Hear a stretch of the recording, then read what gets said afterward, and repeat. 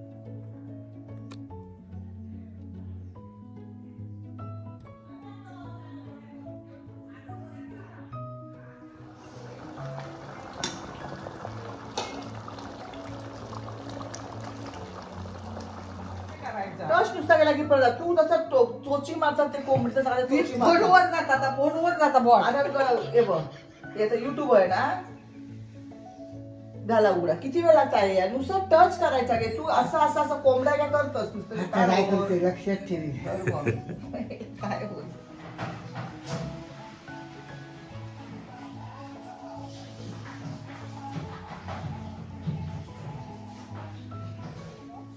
येऊन जावायचं इथून ये हा आठवणी हा हा हा 10 मिनिटांनी ये चल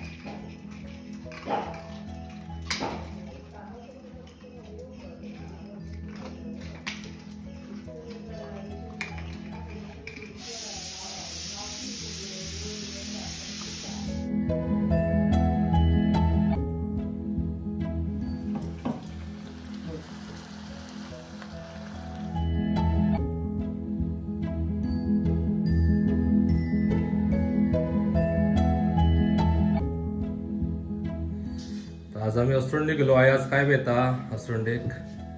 असरोंडी आज वडे सागोती. कोंबडी वडे. कोंबडी वडे. हा कोंबडी वडे. गावठी कोंबडा आणलं. गावठी कोंबडी आणली 2 वडे आणि वडे. आज मावशीन केले मटण. आई आता वडे करता.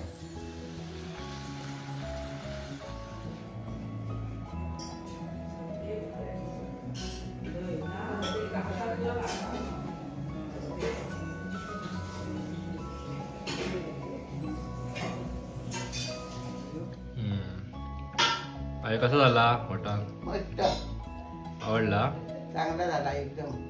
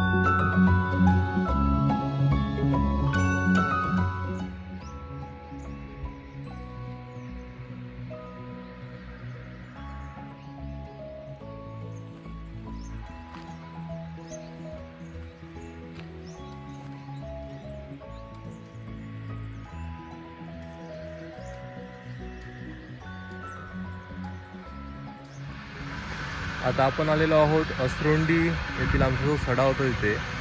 आणि आमच्या लहानपणी ते खूप छान निसर्ग होता.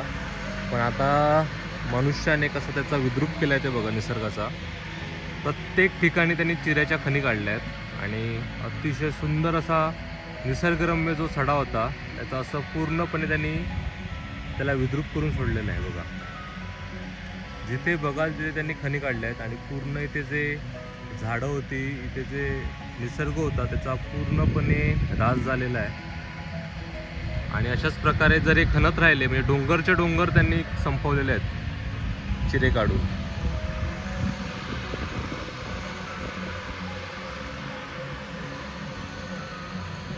म्हणजे मनुष्य किती स्वार्थी असतो हे आपल्याला इथून कळतंय. तर आम्ही जेव्हा लहानपणी बाबांबरोबर सड्यावर यायचो तेव्हा इथे फक्त पक्ष्यांचे, प्राण्यांचे एवढाच आवाज असायचा आणि एकदम मस्त शांतता असायची. आणि आता तुम्ही इथे सर्व ज्या चिरे काढतात त्या मशनींचा गोंगावट ऐकू शकता. आणि हे विद्रूप झालेलं दृश्य बघून खरंच खूप वाईट वाटतं की आपण आपल्या निसर्गाचा कशा प्रकारे ऱ्हास करतो आणि येणाऱ्या पिढीसाठी आपण मागे काहीच ठेवणार नाही आहोत. समोर पण तुम्ही बघू शकता पूर्ण त्यांनी अर्धा डोंगर पोखरलेला आहे. आणि अशाच प्रकारे पूर्ण डोंगर पोखरण्याचं इथे काम चालू आहे बघा. खरंच खूप लाजिरवाणी गोष्ट आहे ही आपल्यासाठी की आपण अजिबात पुढच्या पिढीचा विचार न करता अशा प्रकारे जे आहे ते संपवत चाललेलो आहोत. त्याच्यामुळे पुढे जी पिढी येईल त्यांच्यासाठी जगणं खूप कठीण होणार आहे.